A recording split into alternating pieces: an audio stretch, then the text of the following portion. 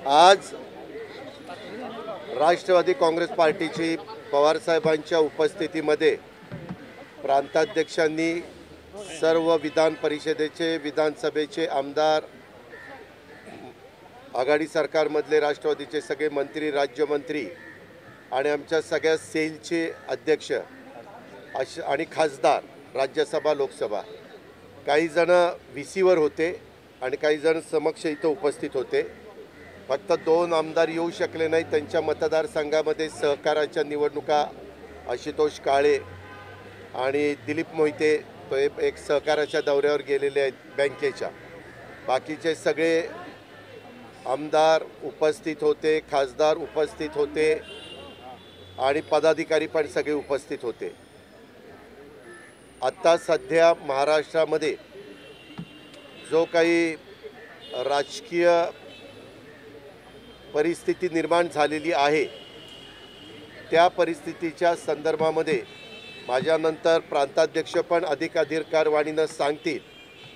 पण महाविकास आघाडीचं सरकारमधले प्रमुख उद्धव ठाकरे साहेबांना पूर्णपणे पाठिंबा देऊन राष्ट्रवादी काँग्रेस पक्ष शेवटपर्यंत हे सरकार कसं त्या ठिकाणी टिकेल ह्याबद्दल प्रयत्न करत राहणारे, प्रयत्न करणारे, तशा पद्धतीनं आम्ही काम करतोय। मी तशा प्रकारे दुपारी पण मुख्यमंत्र्यांशी बोललो, ते मातोश्रीवर होते आणि आता आदित्य ठाकरेंचा पण दुसऱ्या कामाच्या करता फोन आलेला होता। त्यांना पण मी सांगितलं, माझी मीडियाला, इलेक्ट्रॉनिक आणि प्रिंट मीडियाला विनंती आहे की ह्याच्यापेक्षा दुसरं कुठलीही भूमिका राष्ट्रवादी काँग्रेस पक्षाची त्या ठिकाणी नाही आहे। शिवसेनेमध्ये काही प्रश्न आमदारांच्यामध्ये निर्माण झालेले आहेत, त्याच्याबद्दल जास्त अधिकारवाणीनं शिवसेनेचे प्रवक्ते किंवा शिवसेनेचे नेते हे त्याच्या संदर्भामध्ये सांगतील। आपण ते टीव्हीच्या वेगवेगळ्या चॅनलच्या माध्यमातून दाखवताच आहात। काही आमदार परत आलेले आहेत, त्याच्यामध्ये नितीन देशमुख असतील, किशोर पाटील असतील, त्यांनी वेगळी भूमिका तिथं म्हणजे काय झालं ती मांडलेली आहे। परंतु तिकडं आमदार आहेत ते पण आपल्याला चॅनलच्या माध्यमातून पाहायला मिळत आहेत। त्यांना आव्हान करण्याचं काम मुख्यमंत्र्यांनी पण काल भाषणामध्ये महाराष्ट्राला उद्देशून त्यांनी भाषण केलं, त्यावेळेस त्यांनी पण आव्हान केलेलं आहे आणि आज पण त्यांच्या पक्षाच्या प्रमुखांनी आव्हान केलेलं आहे। आम्ही ह्या परिस्थितीवर पूर्ण लक्ष ठेवून आहोत, पण आमची भूमिका, पक्षाची भूमिका ही आघाडी सरकार टिकवण्याच्या संदर्भातली आहे। तिथं आमचा सर्व आमदार आमच्याबरोबर आहेत, सर्व विधिमंडळाचे सदस्य बरोबर आहेत। काही आमच्यातले मित्र पक्ष थोडंसं वेगळ्या प्रकारचे स्टेटमेंट करतायत की बाबा अजित पवारांनी त्या निधीचं असं केलं तसं केलं। मला महाराष्ट्रातल्या तमाम जनतेलाही सांगायचं आहे, आपल्यालाही सांगायचं आहे, सरकार 2.5 वर्षापूर्वी अस्तित्वात आलं त्यावेळेस 36 पालकमंत्री हे वेगवेगळ्या जिल्ह्याचे आपण नेमतो। त्याच्यात 1/3 काँग्रेसचे नेमले, 1/3 शिवसेनेचे नेमले, 1/3 राष्ट्रवादीचे नेमले। त्यांना निधी देत असताना गेल्या 2.5 वर्षात कुठेही निधीला काटछाट केली नाही। जो अर्थसंकल्पामध्ये मंजूर करण्यात आलेला होता तो आमदार निधी, डोंगरी विकास निधी आणि ह्या निधी आपल्या DPCचा निधी हा सगळा दिला आहे। परंतु कशा पद्धतीनं त्यांनी तसं वक्तव्य केलं मला माहिती नाही, परंतु मी कधी दुजाभाव केला नाही। उलट मी सगळ्यांना विकास कामामध्ये मदत करण्याची भूमिका हीच माझी असते, हे आपण पण पाहिलेलं आहे। अनेकदा मी 8:30-9लाच ऑफिसला येऊन बसतो आणि जेवढे काही मीटिंगच्या माध्यमातून किंवा इतर बाबतीमध्ये चर्चा करून प्रश्न सोडवता येतील तो सोडवण्याचं काम मी करत असतो। वास्तविक त्यांनी असं चॅनलला जाऊन बोलण्यापेक्षा जर आमची एकत्रपणे ज्यावेळेस अशोक चव्हाण साहेब, बाळासाहेब थोरात, जयंत पाटील, मी असे आणि शिवसेनेचे काही प्रमुख आम्ही एकत्रपणे चर्चा करत असतो त्यावेळेस सांगितलं असतं तर तिथल्या तिथं गैरसमज दूर झाले असते। अशा काळामध्ये प्रत्येकाने आमच्या तिघांची आघाडी आहे, तिघांनी पण ही कशी टिकेल आणि हे आत्ताची परिस्थिती कशी आपल्याला नीटपणे सर्वांना मिळून हाताळता येईल केला गेला।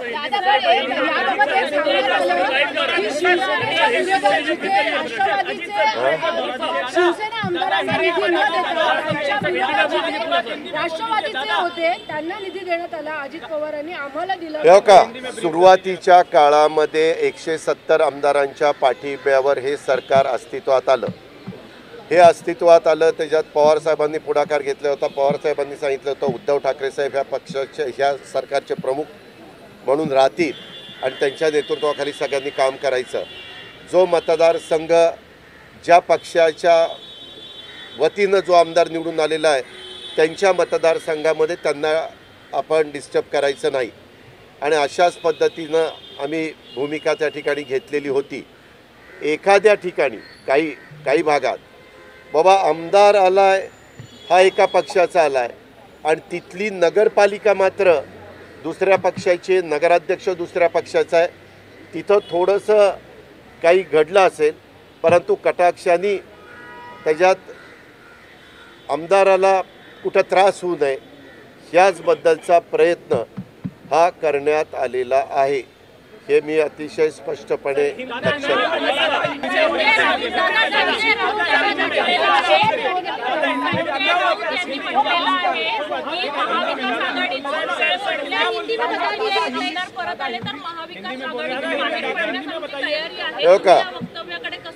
आम्ही त्या वक्तव्याकडे असं बघतो। त्यांचं वक्तव्य मी पण मीडियामध्ये पाहिलेलं आहे।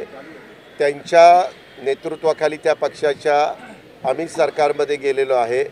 शेवटी ते सरकार टिकवण्याची जबाबदारी आमच्या तिन्ही पक्षाची आहे। आता त्यांनी ते वक्तव्य का केलं हे त्यांना स्वतःला माहिती। त्यांनी जरी तसं वक्तव्य केलेलं असलं तरी आम्हाला त्याच्यावर टीका टिप्पणी करण्याचं काही कारण नाही। आता आम्ही सगळ्यांनी समंजस भूमिका घेऊन हे व्यवस्थित कसं ह्याच्यातून आपण बाहेर पडू ह्याचबद्दलचा प्रयत्न हा झाला पाहिजे असं माझं मत आहे।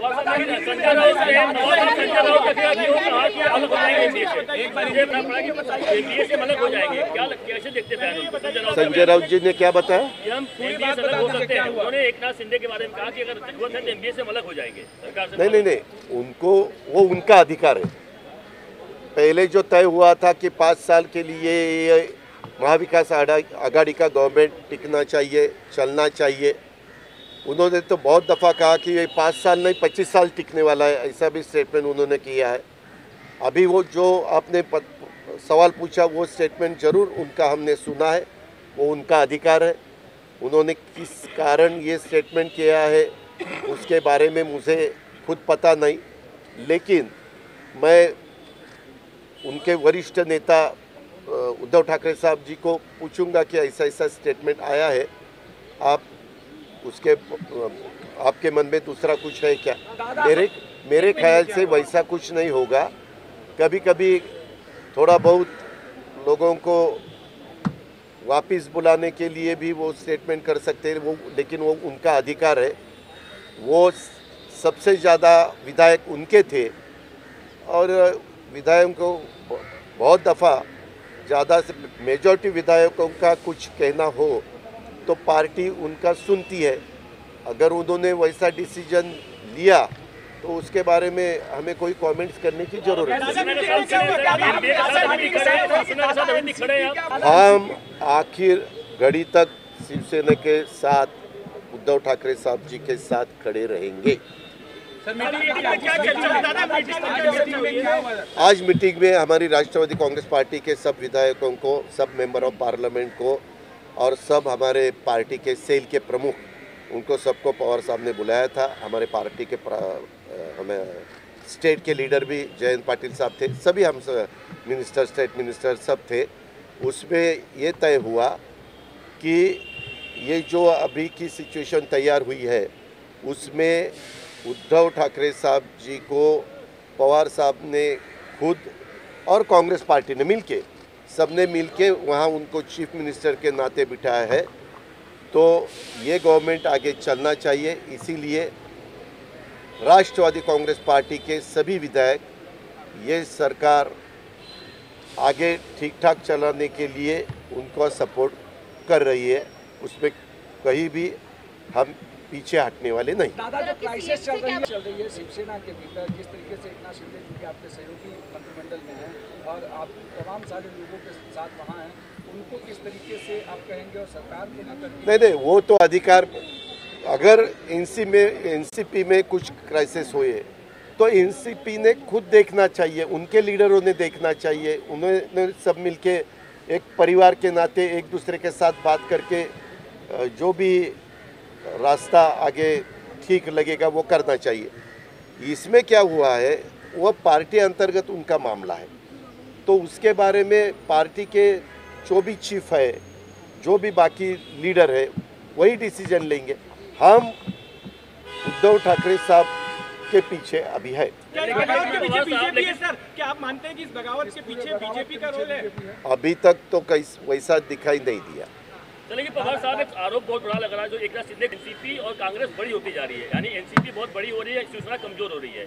वैसा उन्होंने उनके पार्टी के प्रमुख जी को बताना चाहिए था, सीएम जी को, या हमारी जो कभी कभी मीटिंग रहती थी कांग्रेस, राष्ट्रवादी कांग्रेस और शिवसेना के दो लोग हम बैठते थे, तब उन्होंने ये सवाल उठाना था कि ऐसा ऐसा है। कभी कभी एक पार्टी चलाने के वक्त भी कभी कभी पार्टी में एक दूसरे को कुछ ना कुछ मतभेद हो जाते हैं।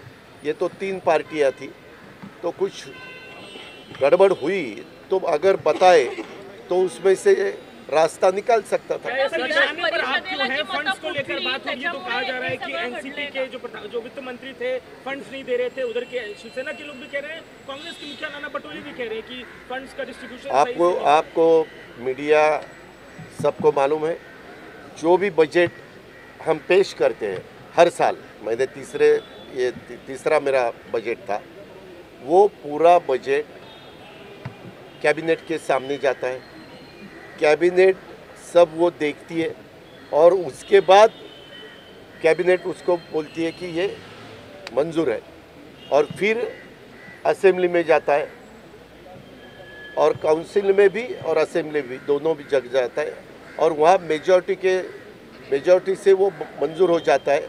और फिर हर एक डिपार्टमेंट का जो फंड है वो मेरे हाथ में नहीं रहता, ट्राइबल का फंड ट्राइबल के मिनिस्टर के पास चला जाता है हर महीने। उसका साल का पूरा उनका बजट समझो 15,000 करोड़ है, तो 15,000 करोड़ के हिसाब से हर महीने 1,000-1,200 करोड़ 1,000-1,200 करोड़ ऐसे उनके पास पैसा चला जाता है, और वो उनके जो भी काम है वो काम उसमें से कर देते हैं। इसीलिए वो मैं रुकवा नहीं सकता, ये सामाजिक न्याय का फंड हो या अलग इरिगेशन डिपार्टमेंट हो, पीडब्ल्यूडी डिपार्टमेंट हो, यूडी डिपार्टमेंट हो, हर एक डिपार्टमेंट का फंड्स उनके हाथ में चला जाता है। फिर वो कैसा देने का वो अधिकार तो मिनिस्टर का है। और डीपीसी का वो जो फंड है वो गार्डियन मिनिस्टर के पास चला जाता है। गार्डियन मिनिस्टर, वहाँ के कलेक्टर और बाकी के मेंबर ऐसे सब बैठकर उसके बारे में डिस्कस। एक बहुत बड़ा मुद्दा जो है हिंदुत्व के मुद्दे को लेकर, क्योंकि एकनाथ शिंदे कह रहे हैं कि हिंदुत्व के मुद्दे पे एनसीपी कांग्रेस साथ नहीं आ सकती। क्या हिंदुत्व को सपोर्ट करते हैं आप लोग?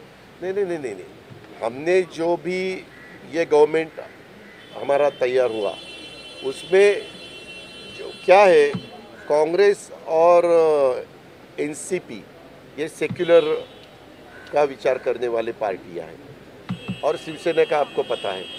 लेकिन हमने ये तय किया कि जो इशू पूरे अपने स्टेट के डेवलपमेंट के हिसाब से ठीक है, उसमें ज़्यादा ध्यान देके वही इशू आगे चलाने के, और ऐसा 2.5 साल हमने काम किया। और जो भी उनको कुछ लगता था वो उनके पार्टी के प्लेटफॉर्म के ऊपर उनका स्टेटमेंट निकलता था।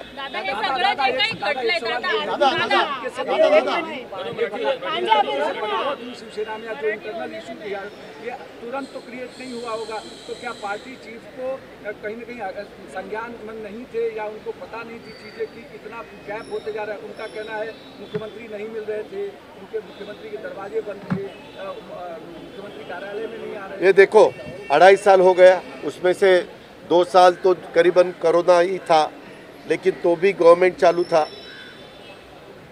बीच बीच में पूरे कंट्री में सबसे अच्छे चीफ मिनिस्टर कौन है, तो उसमें पहले 5 में उद्धव जी का नाम हमेशा आता था, हमेशा आता था, सबने देखा है। यानी वो तो पॉप्युलर थे ही थे। दादा मला सांगा, ज्या पद्धतीने हे बंड केलं, म्हणजे आपण बघितलं विधान परिषदेची निवडणूक संपली त्या रात्रीच ते निघून गेले, ह्या सगळ्याच्या पाठी आपल्याला वाटतं का की कुठेतरी भाजपचा हात आहे किंवा काय असं झालं की त्यांना भेटतायत, विशेषतः ज्या हॉटेलमध्ये आहेत भाजप शासित राज्य आहे नेत्यांना पण त्यांनीच विमानाचं अरेंजमेंट केलं, त्या सगळ्या हो प्रवासाचं का, अरेंजमेंट केलं असं समोर येतंय. आत्ताच्या घडीला कुठलाही भाजपचा मोठा नेता किंवा मोठा चेहरा तिथं येऊन काही करतोय अजून आत्ता तरी दिसत नाही, ही वस्तुस्थिती आहे। मोठा नेता मोठा दादा दादा दादा एक सवाल ये है कि जिस तरह से बंडला तुम्ही कशा पद्धतीने कारण विधान दिले 2.5 वर्षानंतर आणि एवढे आमदार एकामागून एक जातात आणि हे कळलं नाही का, गृहराज्यमंत्री पण त्यामध्ये नाही, ह्याच्या संदर्भामध्ये आता गव्हर्मेंट ज्यावेळेस तुम्ही सरकार चालवता त्यावेळेस ह्या सगळ्या गोष्टीचा विचार झाला गेला पाहिजे। आता त्याच्या संदर्भामध्ये काय, आम्ही तर मधून मीटिंग घेतात, त्यांच्या पण मीटिंग होतात, आता तो त्यांच्या पार्टी अंतर्गतला प्रश्न आहे। स्वतः शिवसेना प्रमुखांनी आणि त्यांच्या बाकीच्या सहकाऱ्यांनी ह्याबद्दलचा विचार केला असेल, आम्ही त्याच्याबद्दल काही स्टेटमेंट, कारण ते आमचे सहकारी आहेत, आमचे मित्र आहेत, मित्रपक्ष आहे, त्याच्यामुळे आम्हाला त्याच्या संदर्भात बोलायचं नाही। आम्हाला एवढंच वाटतं की ते पार्टी हे सगळेजण उद्धव ठाकरे साहेबांच्या नेतृत्वाखाली विजयी झालेले आहेत। भांड्याला भांडं आपण मराठीत म्हणतो लागतं आणि त्याच्यातनं आवाज येतो, परंतु त्याच्यात इतकं टोकापर्यंत सहसा कोणी जाण्याचा प्रयत्न करू नये। आता तिकडं गेलेले लोक किती खरंच स्वखुशीने गेलेत आणि किती बळजबरीनं गेले, हाही एक संशोधनाचा किंवा विचार करण्याचा भाग आहे। कारण जे दोघं आले ते म्हणतात की अजून काही लोकांना तिथनं यायचं आहे आणि त्यांच्या मतदारसंघामधले आजही तसं बघितलं तर शिवसैनिक सगळीकडचे शांत आहेत। काल मात्र स्वतः मुख्यमंत्री महोदय वर्षावरून मातोश्रीला जात असताना संपूर्ण वर्षापासून मातोश्रीपर्यंत शिवसैनिकांनी त्यांना सपोर्ट केलेला आपण सगळ्यांनी मीडियामध्ये पाहिलेला आहे। आणि आजपर्यंत मी आपल्याला सांगतो, शिवसेनेमध्ये ज्या वेळेस अशा प्रकारचं बंड झालं त्यावेळेस नेते एका बाजूला गेले, शिवसैनिक त्यांच्या मागं गेले नाही।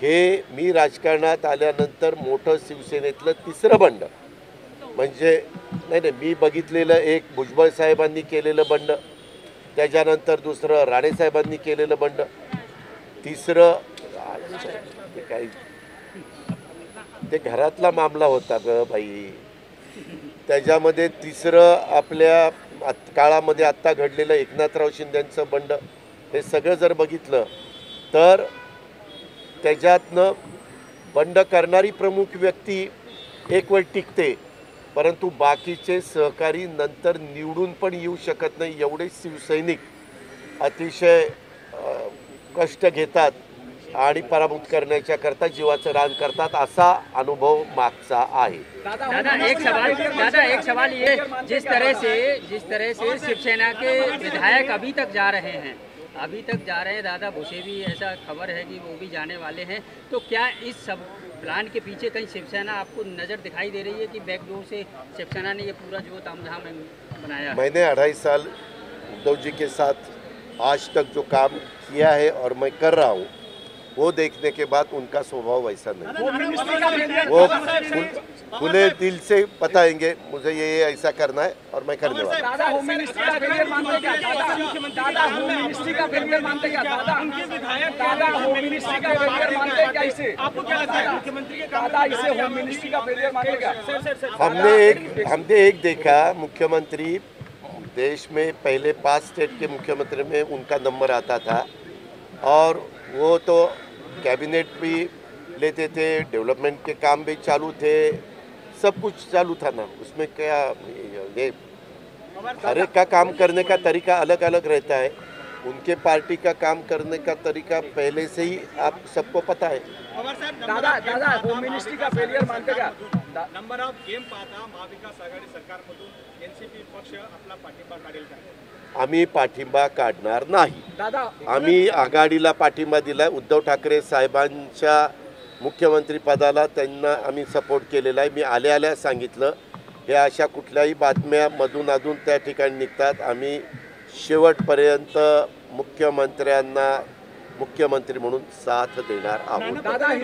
नाना पटोले म्हणतात की शिवसेनेने सरकार स्थापन करावं, आमचा त्याला बाहेरून सपोर्ट राहील, असं नाना पटोलेंचं वक्तव्य आहे।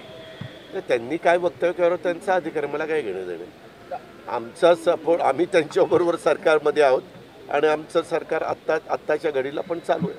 दादा इसे होम मिनिस्ट्री का फेलियर मानते? एक मंत्री यहाँ से सूरत चले जाते हैं, विधायक यहाँ से सूरत चले जा रहे हैं, और होम मिनिस्ट्री को इस बात को लेकर नहीं है कि इतने विधायक एक साथ वहाँ चले जा रहे हैं उस दिन जिस दिन सेंसिटिव समय है और विधान परिषद के चुनाव हो रहे हैं। नहीं, वैसा तो ये तो सही है कि होम मिनिस्ट्री को वहाँ के जो ऑफिसर है वो डिपार्टमेंट को समझ ये करना ही चाहिए था कि उसको मालूमात होनी ही चाहिए थी। उनका काम ही है। विधायक जिनको सिक्योरिटी है, मिनिस्टर को सिक्योरिटी है, स्टेट मिनिस्टर्स को सिक्योरिटी है, तो वो जब जाते हैं तो उनको जो सिक्योरिटी दी है वो क्या करती है, उसके ऊपर ध्यान देने की जिम्मेवारी होम मिनिस्ट्री में जिस ऑफिसर के ऊपर रहती है वो क्या करता है, ये तो सोचने वाली बात है ही। दूसरा दादा ये सवाल है कि अब आगे जिस तरीके की एकनाथ शिंदे ने 2 बार पत्र भेजा विधानसभा के उपाध्यक्ष को और कहा कि हमको नियुक्त किया जाए ग्रुप लीडर करके, और जो शिवसेना की तरफ से पत्र आया उसको रिजेक्ट किया जाए, इसमें किस तरीके की? हमारे वो काम हमारा नहीं है, वो विधिमंडल का काम है। वो उनके हिसाब से उसमें देखेंगे, जो सही है वो करेंगे। वो उनको ऐसा लगा कि इसमें लॉ डिपार्टमेंट की सलाह लेनी चाहिए, एडवोकेट जनरल की सलाह लेनी चाहिए, टॉप के लॉयर की सलाह लेनी चाहिए, तो वो ले सकते हैं। ईडी और इनकम टैक्स का लगातार ये आ रहा है। 2023 में जब चुनाव परिणाम आए थे तब भी बीजेपी ने सरकार बनाने की कोशिश की थी, शपथ भी ली गई, आखिर में हमने देखा बात बदल गई। इस बार भी उस समय भी होटल में विधायक गए हैं। क्या लग रहा है आपको, इस बार का जो ऑपरेशन लोटस से सफल होगा? पिछली बार तो असफल हो गए थे, विधायक वापस आ गए थे एनसीपी के। इस बार शिवसेना जिस तरीके से गुवाहाटी में जाके बैठी, आपको लग रहा है कि सफल हो पाएगी? वो जो भी गए हैं वो उनके हिसाब से देखेंगे। मैं पहले से ही बोल रहा हूँ कि उद्धव ठाकरे जी के नेतृत्व वाली सरकार कैसे टिक सकती है उसके बारे में हम सोच रहे हैं और काम कर रहे हैं, और वही हमारा काम चालू रहेगा।